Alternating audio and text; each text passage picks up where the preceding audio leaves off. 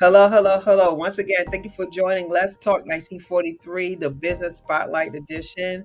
We have a special guest today. We have Joyce Dales, and she's going to tell us about her wonderful product that she has out here that's helping children around the world. So we're going to talk about that, all right? So let's talk. Let's get ready. Let's go.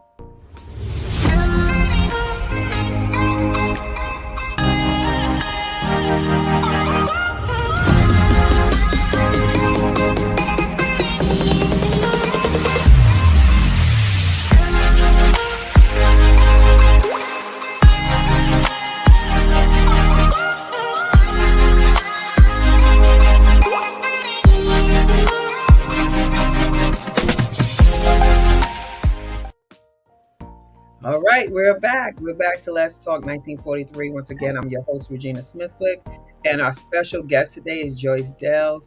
Joyce, thank you for coming on to our platform. Well, thank you for having me. I'm glad to be here. I'm glad you're here too. You have a wonderful spirit, so I'm looking forward to talking to you today. So let's get into this product of yours. So let's let the audience know what it is, what it do, and explain your why. Why did you decide to do this? Okay. So I'm the maker of a product called Cold Be Gone Nasal Swab Remedy and Allergy Be Gone Nasal Swab Remedy. And they're just Manuka honey-based remedies that you swab in your nose to fight cold, flu, and allergy symptoms if you're actively sick. But they also help build your booger biome back up because your nose is a biome. So I like to teach people what everybody has learned in the last 2 years. I've been talking about for 15 years. Germs colonize in your nose, and you need to have optimal nasal biome health in order to trap and prevent those germs from getting to your lungs and making you sick. That's pretty much it. So when you said about this last couple of years is something that the nose has been swab this, swab that, cover it up, do this, do that. So basically what you're saying is that we have not saying that it could cure not getting sick, but it may prevent I guess you would say, what the particles that go in your nose, maybe eliminate some of those particles so it won't be as strong or whatever. Is that similar what I'm trying to say? It's pretty much in alignment. It's basically our gut is designed to restore and maintain our immune system, but people until now never really thought about the nose is designed to trap and prevent. So 99% of the time, we don't catch things airborne. We catch things when we touch our faces, our eyeballs, our ears, our nose. And once that happens, a pathogen will travel through the mucosa to this right here, the upper adenoid zone. And that's where germs latch on, and then they sit and they stay sneaky silent for 1 to 14 days. Then they pass their code onto our cells, and then you begin to replicate or colonize. And that happens at some point in 2 weeks after that pathogen is introduced to your body. So you have this dormancy phase where if you have optimal nasal mucosa and the right biodiversity and flora in your nose and the right moisture and pH and everything, you should trap and prevent, expel those germs. But sometimes they latch on anyway. And therefore, the other component of my product is it's an antiviral, antimicrobial honey. So maybe it can help lessen that colonization load once it begins to replicate and you start to feel whatever your first thing is, whether it's your throat, cough, a tickle, whatever your thing is. And it can lessen that colonization load. So maybe your illness is not a full week of misery, or maybe you can breathe through your nose the whole time because the super honeys help take the inflammation out of your nose. So it helps in like every way possible. I wanted something that was round robin, that wasn't just about actively dealing with symptoms, but would build up your nasal biome so your nose can do the job it was designed to do. Because by midlife, we've all destroyed our biomes in a variety of ways. So we have to build them back up. How do we destroy them? Antibiotics, air pollution, bad diet. Who knows? Living in a dry environment. We all wreck our health by the time we hit 40 in some fashion, whether we intentionally did it or not. I think the environment is so toxic in some levels for people that it's unavoidable. So we have to constantly be vigilant about how do we give your body a helping hand. Oh, wow. So is this product for all ages? It's for anyone over the age of 1. I have kids and adult products, but it's just a packaging difference because in the United States, if it's for kids on a kid's aisle, it has to say for kids. But the formulation, the base formulation is basically the same, but no one under the age of 1 can have raw honeys because of the risk of botulism. There's pathogens and yeast and molds in all honey that isn't adulterated, that hasn't been watered down or treated with chemicals. So if it's a really good raw honey, it will have those things naturally. And under the age of 1, they may not have developed the digestive system to handle those things. So that's, I mean, I think you've probably heard that, don't give babies honey under the age of 1. So we go by that. Yeah. Yeah, that's the same. Okay. So what is, I guess I want to say, how do we get sick as those membranes and everything else? So what made you decide one day, I'm going to invent this? Like, what brought you to that why for you to invent this? Pure unadulterated arrogance of an angry mom. That was it. You're tired of kids being sick? Yeah, well, when my oldest daughter was adopted from Vietnam, she was one of many generations of children that have been affected by Agent Orange. It's part of the genetic legacy. Ooh. So her heart was completely backwards and she needed to have a full pulmonary graft. And thankfully her heart had its own tissue to do the graft. And today, fast forward, put all the moms at ease. She is a almost 15-year-old athlete and she's a beast and she's fantastic. She's the healthiest human being on the planet, she and her sister. So, but at the time when she came home, I was being told over and over, she's immunocompromised. And so every cough and sniffle, it was like I was already in COVID 15 years ago. Every cough and sniffle was a threat. And every time I went to look for something and I would talk to the doctors, like, tell me how we get sick. And what I learned was most of the time we do it to ourselves with our hands. The airborne is actually kind of hard to achieve. You have to be right next to somebody actively sick at the right time, sneezing or coughing in your face. So the more I learned about the nose's role in how we get sick, and then I began to learn about the nose as a biome, everything I found on the market had sodium benzoate, saline, excessive saline, which sterilizes your nose, or it was a neti pot or some delivery system that can send bacteria higher into or spray higher into your sinuses. So nothing suited, nothing worked. And I was so motivated to protect her. And once I learned that germs colonize the nose and that's how we get sick, I'm like, well, what can we do about that? And I've always been honeybee obsessed. I'm huge into apitherapy, which is honey products as medicine. Any bee product is medicine. And I knew a lot about super honeys because I'd been obsessively researching them.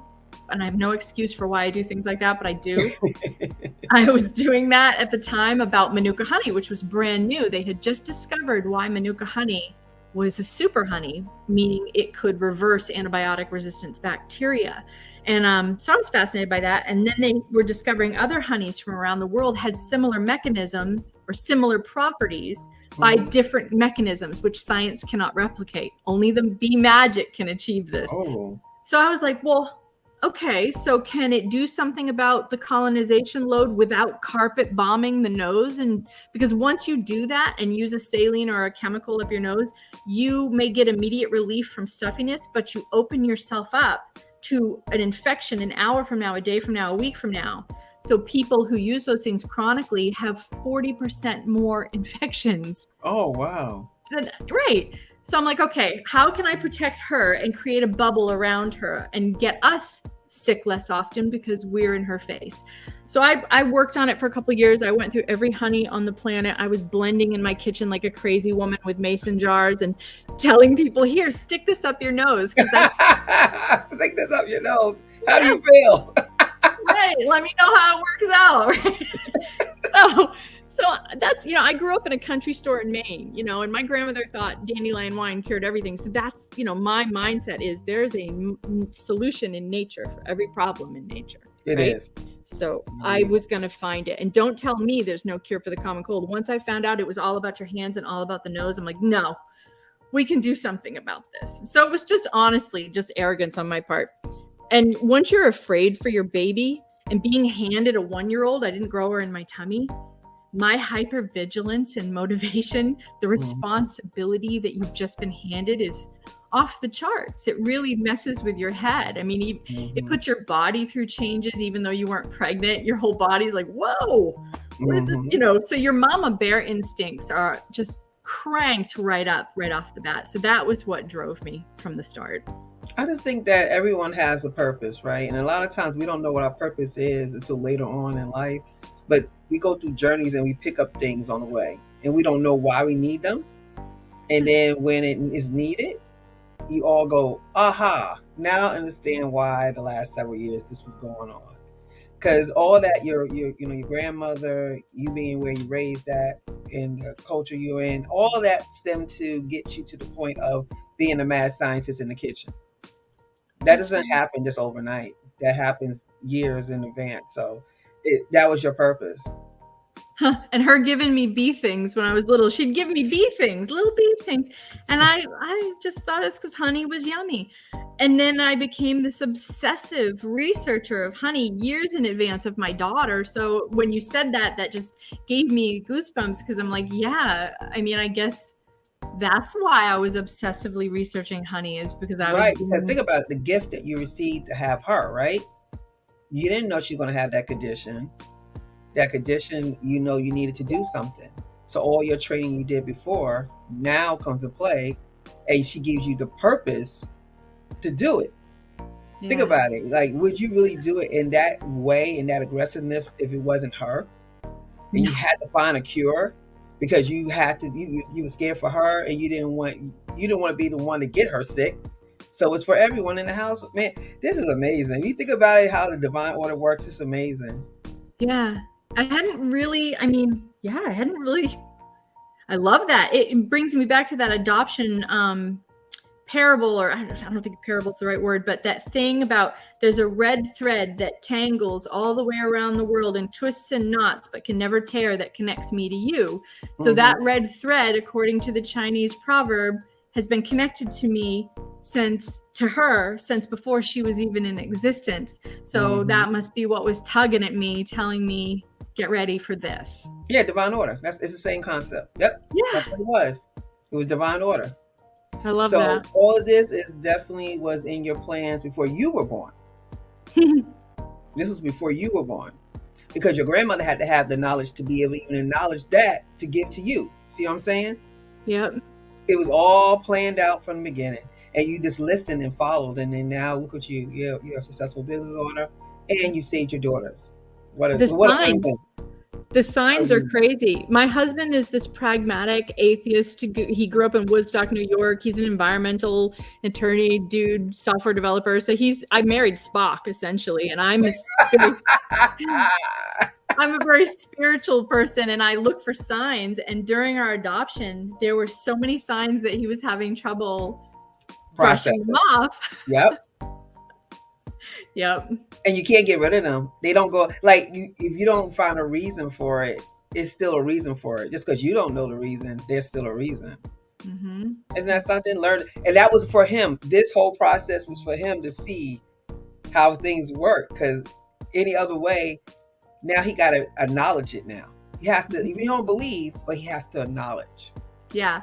Do you know, when he went to China to pick up my second daughter, I stayed home with Camper. And my second little girl has albinism, so she has blonde hair and blue eyes, even though she's Chinese. I would love to see a picture. That is something else right there. I'm on it right now while I tell the story. Okay.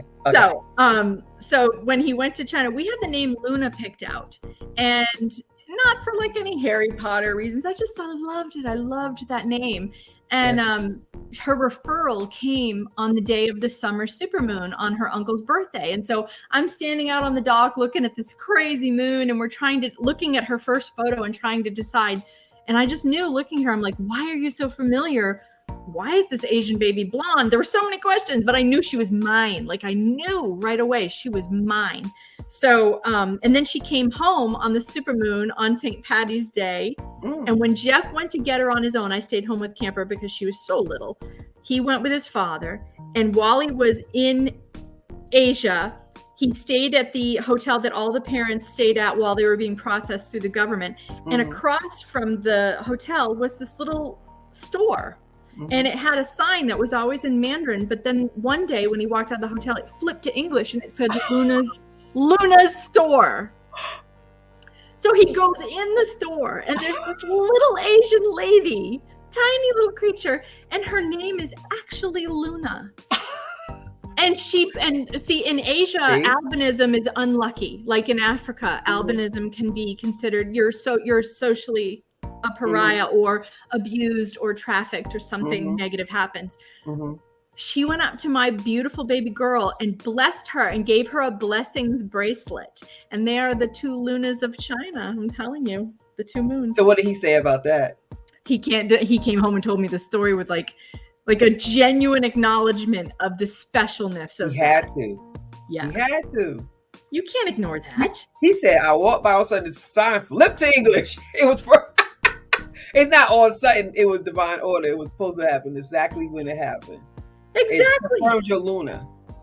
Right. And I kept telling him, you can't deny it. I was telling him over and over, open your eyes. He was like that guy in that movie, Fools Rush In, the guy that played Chandler. He got to see the signs, man. They're there. Oh, that was a beautiful story.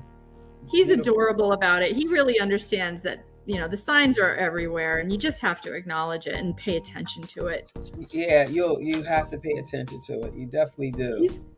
This is her cute little face when she was, there she is. That's her thinking face. Oh my gosh, adorable. I'll find a beautiful little picture of her when she's That's adorable. And that is so rare, but rareness is a beauty into it. A lot of people, see rareness as being odd or being not right. Nice. That beautiful little. Yes. Isn't she gorgeous? Yes. So think about it. Like, she doesn't understand how special she is. And for her beginning to end up where it was with that lady in the store and the blessing and you're different and it's a beautiful thing. It's a beautiful thing. Really is. And I'm glad that they did come in your life because, like I said, this whole thing that we were talking about today, you would not be here talking about this. So I'm glad that this, so where do people find your product? Well, we just got picked up by, our website is always the surefire bet because it gets sold out in places so quickly that I'm always a little scared to send anyone anywhere. But we are carried in select. That's a good problem. I know, but it's also scary as a small business. But we did just get picked up by Fresh Time Markets, which is all through the Midwest. We are carried by select CVS. We're on Amazon Prime, and little health food stores everywhere. And a lot of chiropractors and yoga studios pick us up. So you just never know where you're going to find it. You can check our website or call me and I'll let you know. But mostly the website is the best place to get it, the best deal, because we offer free shipping and we have bundling, which you can't get anywhere else. So, ladies and gentlemen, as you see on the bottom of my screen, I'm scrolling all her information, her website, Facebook, Instagram, TikTok, and her email. Everything is under here. So she's scared, y'all. Let's keep scaring her. So everybody contact. Let's keep scaring her, y'all. So everybody contact her, flood her up. So I can handle it. I can do it. Can you imagine having a cold remedy in a pandemic? It's been a weird 2 years. Oh yeah, because everybody wants that nose. People want to coat that nose. Right. You think I'm not gonna be contact? I'll be on the same site. Because you think about it, you coat the nose with something that's good and kind of like a blocker, right? It's kind of like a blocker. Cool. Yeah, your nose is designed to trap and prevent. And if it's the dead of winter and you're all dried out or you're about to get on an airplane, it can only help. It gets you super boogers. Helps your nose do what it's got to do. And you know, you have a good point because when you fly, well, I know when I fly, I sometimes get sinus issues. Mm-hmm. Yep, that's from drying out. Yep. See? There you go. So I am so happy you joined us today, and I'm glad you told us your background. That just makes it even better to definitely support you and the love that you did to put into this product. And now you're sharing your love to the world. So we do appreciate that. You could have kept that to yourself, You really didn't have to make it for nobody else. So for you to do that, that was a blessing in its own. So I really enjoyed you, Joyce. You are an amazing woman. Continue to be amazing. Continue to do what you do. If you have anything you wanted to tell our audience before we close out, floor is yours. Well, I just want to say thank you for having me. I love reaching out and talking to new people. For 15 years, I've been talking about essentially kind of a gross topic, and everybody now is so open and understanding to it. And so I agree with you. I feel like all the signs have come together that it's the right time for my product and people are ready to hear it. So I am deeply grateful to you all for being ready to hear my message and not thinking I'm a strange lady who talks about boogers too much. The mad woman in the kitchen. Right. That's who I am. I can't hide it. So, but like I said, I'm glad you joined us today. This show is going to be a great one. I pray that you do get a lot of business from this show. And definitely, I will definitely support you with this product because, you know, and I'm about to send kids to college. So for them to have something to put in their nose, and that's another market. Because there's a lot of stuff happening in school. A lot of those diseases go around, and not even diseases, but just colds and flus. Everybody's just touching and da-da-da-da-da. So, right. So it'll be good to have them nose coated in the wintertime while they in school, living with roommates and people coming in that room all the time. So I would definitely be getting that. Definitely. So, but until next time, I would say God bless. Thank you for joining us. And once again, this is Let's Talk 1943, the Business Spotlight Edition with your host, Regina Smithwick. And until next time, God bless.